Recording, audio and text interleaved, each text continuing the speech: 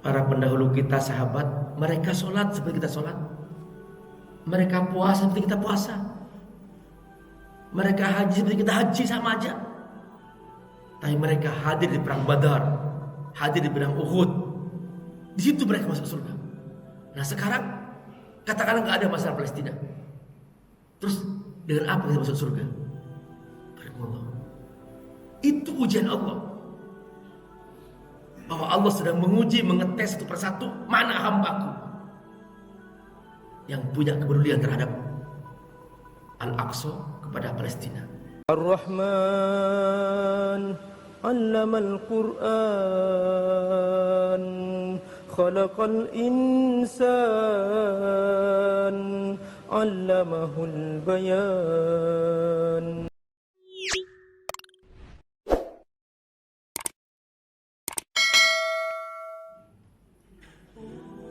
Bismillahirrahmanirrahim. Assalamualaikum warahmatullahi wabarakatuh. Alhamdulillah, wassalatu wassalamu ala rasulillah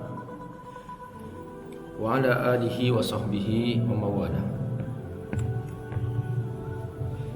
Bapak Ibu jemaah salat subuh Masjid Baitul Hakim rahimakumullah.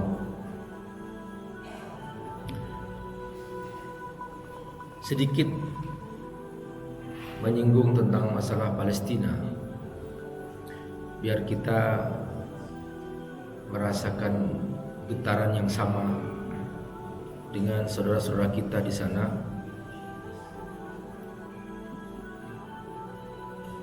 Para ulama mengatakan bahwa sengaja memang Palestina ini oleh Allah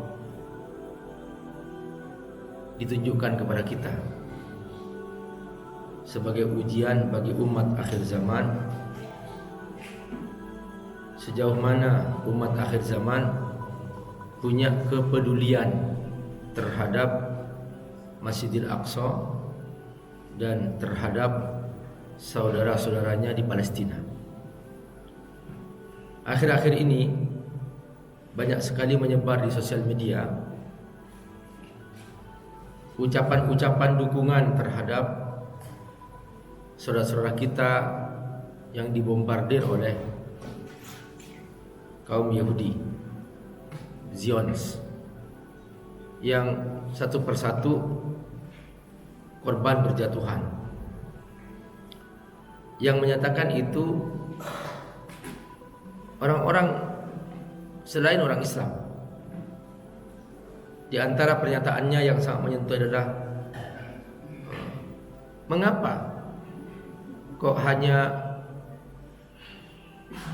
korban orang Yahudi yang dibesar-besarkan, sementara selama ini korban anak-anak kecil, korban kaum perempuan, korban kemanusiaan yang terus berlanjut dilakukan oleh orang Yahudi untuk menyerang saudara kita di Gaza. Itu kenapa nggak diekspos? Ketika ada korban dari orang Yahudi diekspos, tapi korban berjatuhan setiap hari di Palestina, di Gaza, itu kenapa nggak diekspos? Apakah mereka dianggap bukan manusia? Itu pernyataan salah seorang dari non-Muslim yang memberikan dukungan kepada saudara kita di Palestina. Artinya, Bapak Ibu, tidak harus jadi orang Islam untuk berjuang membela Palestina. Orang kafir pun ketika punya ruh kemanusiaan, dia akan membela Palestina. Maka aneh kalau ada orang mengaku Muslim, di sana ada Masjidil Aqsa, tidak punya kepedulian terhadap mereka. Jadi orang-orang yang tidak beriman saja, mereka sekarang sedang berdemo membela Palestina. Nah, apalagi orang-orang yang punya iman. Maka tidak pantas kalau kemudian dia mengaku punya iman tetapi ternyata tidak bersungguh-sungguh untuk memberikan kepeduliannya terhadap mereka. Minimal doa setiap saat, bersungguh-sungguh, minimal kalau punya rezeki bagi untuk mereka. Karena bayangkan coba, rumah mereka hancur dan mereka sekarang sedang dalam kondisi gelap gulita, tidak ada listrik sama sekali sudah 4 hari dan tidak ada air sama sekali 4 hari. Bayangkan coba, Allah. Dan itu semua membutuhkan bantuan. Nah, dari sini kita mengerti bahwa bantuan untuk mereka tidak cukup sekedar mengirim bantuan dana, tapi juga butuh bantuan kekuatan politik, dukungan pejabat negara untuk memberikan pembelaan terhadap mereka. Nah, di sini kita harus paham bahwa dalam memahami Islam yang Allah turunkan ini, jangan hanya diambil ritualnya, jangan hanya diambil sholatnya, puasanya, hajinya. Sementara perjuangan untuk membantu saudara kita di Palestina melalui jalur politik itu sangat dibutuhkan. Lalu kemudian ada sebagian orang Islam cuek terhadap politik, tidak mau menjadi pemimpin misalnya. Apa kata salah seorang tokoh politik di Turki yang bernama Erbakan, dia mengatakan bahwa orang Islam yang tidak peduli terhadap politik, nanti akan Allah kirim kepadanya pemimpin yang zalim kepadanya. Perhatikan. Ya sudah.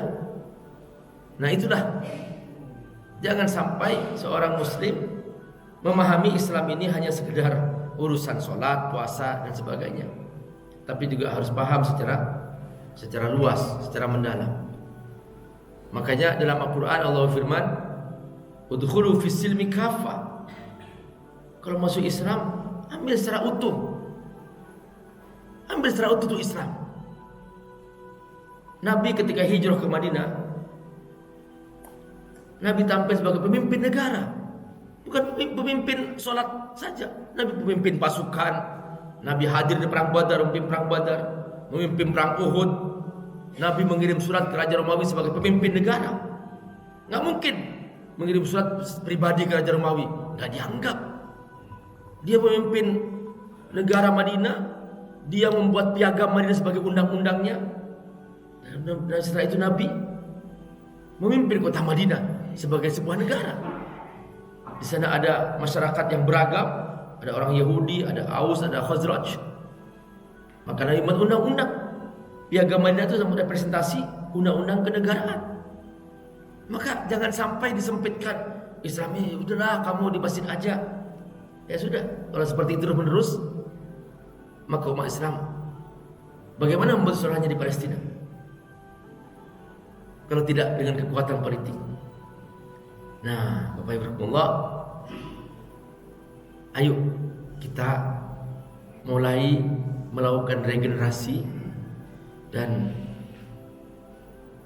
ya mudah-mudahan melalui kita bisa memberikan pemahaman ini kepada anak-anak kita, anak cucu kita, sehingga mereka tidak hanya menikmati Islam, tapi juga berjuang untuk Islam. Bapak Ibu, saya sering berkata ini, jangan hanya menikmati Islam. Solat ini Pak, menikmati Islam. Baca Quran, menikmati Islam.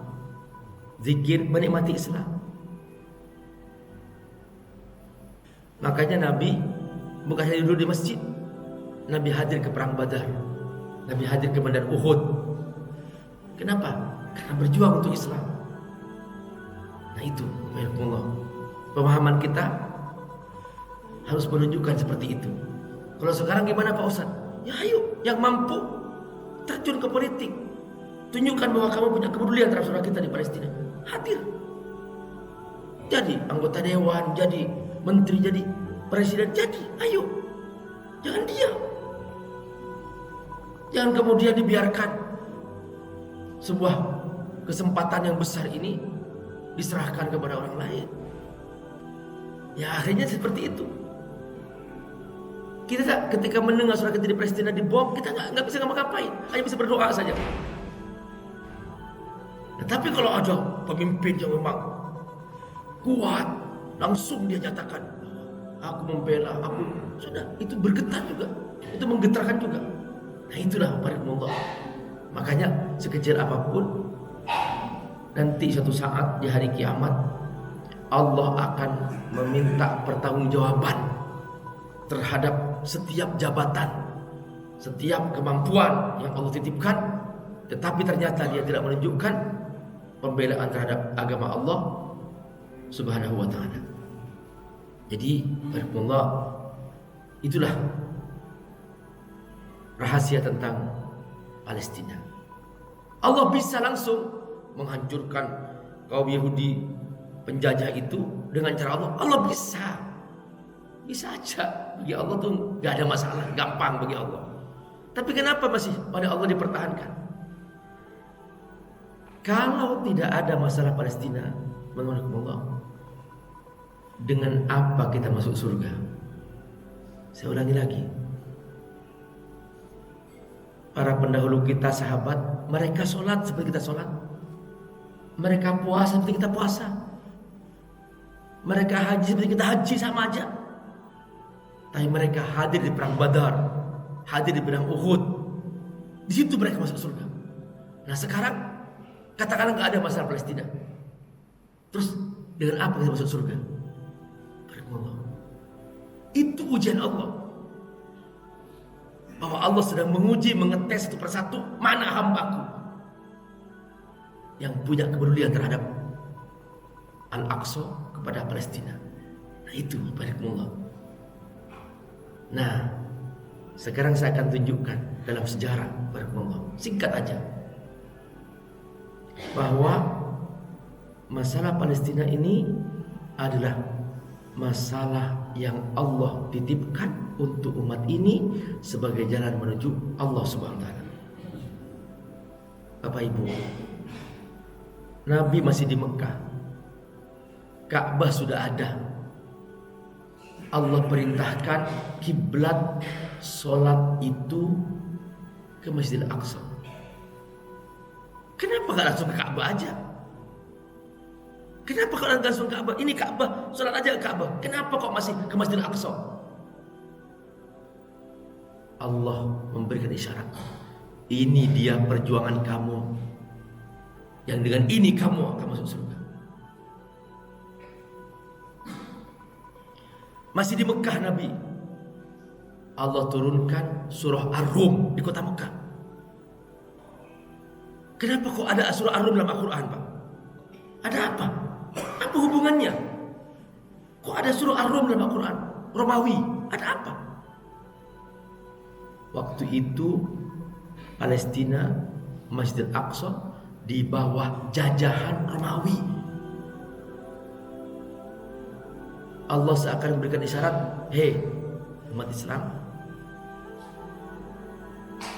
kamu akan berhadapan dengan kekuatan ini untuk membela Masjid Al-Aqsa. Pak Ustadz, Romawi sudah nggak ada sekarang. Sekarang Romawi bermetamorfosa menjadi Amerika. Persia bermetamorfosa menjadi Rusia, yang dulu pernah saling menunjukkan kekuatan sepanjang sejarah peradaban manusia. Perhatikan Pak, hijrah ke Madinah, Nabi menuju Tabuk. Ada perang Tabuk namanya. Itu ternyata Nabi siapkan. Di situ ada 7 masjid. Itu ternyata persinggahan-persinggahan untuk menuju Palestina. Selama Nabi di Tabuk, Nabi mengirim pasukan ke Taima, bagian selatan, bagian pantai. Ternyata itu dibuka oleh Nabi untuk mempermudah jalan membuka Palestina. Nabi sudah menyiapkan itu. Menjelang Nabi wafat, Nabi menyiapkan pasukan Usama untuk melawan Romawi. Setelah itu Nabi wafat. Begitu Nabi wafat, Abu Bakar Siddiq melanjutkan pertama-tama mengirim pasukan ini berhadapan dengan Romawi. Perhatikan Pak, alur sejarah Nabi semuanya arahnya ke Palestina. Begitu Nabi wafat diganti Abu Bakar Siddiq. Abu Bakar wafat diganti oleh Umar bin Khattab radhiyallahu anhu. Di masa puncak keemasan Islam, Umar yang memimpin membuka Palestina. Perhatikan, alur sejarah berlangsung. Setelah itu terus pergantian pimpinan Islam jatuh, Khilafah Ar-Rashidah jatuh, diganti Khilafah Umayyah dan seterusnya, sampai akhirnya muncul seorang pemimpin yang bernama Umar bin Abdul Aziz. Dialah yang berhasil memimpin seperempat dunia. Assalamualaikum warahmatullahi wabarakatuh. Alhamdulillah wassalatu wassalamu ala Rasulillah wa ala alihi wa sahbihi mawala. Teman-teman rahimakumullah, Abi Amir mengasuh sebuah pesantren FAT Institute. Pesantren FAT ini ada di Jakarta, ada juga di Sukawangi, Bogor. Mereka rata-rata adalah anak-anak yatim duafa dan mereka belum punya asrama, belum punya masjid, dan juga mereka membutuhkan pembebasan lahan untuk pesantren. Teman-teman, membantu para penghafal Quran adalah menyiapkan mereka punya masa depan yang cerah, dan otomatis kita juga membantu diri kita sendiri, karena dengan membantu mereka menjadi penghafal Quran, menjadi para ulama, semua kebaikan yang mereka kerjakan, setiap huruf dari Quran yang mereka ulang-ulang, kita semua kebagian pahala. Bukan hanya itu, nanti di alam akhirat, di surga, mereka akan datang menyambut kita dengan mahkota yang indah. Dan kita semua yang berdonasi untuk mereka akan diberi mahkota yang indah di pintu surga, sehingga kita semua bahagia selamanya di akhirat. Ayo bergabung membantu para santri yatim duafa penghafal Al-Quran di pesantren Fadl Tafsir di Sukawangi, Bogor, melalui rekening di bawah ini. Semoga Allah berkati. Assalamualaikum warahmatullahi wabarakatuh.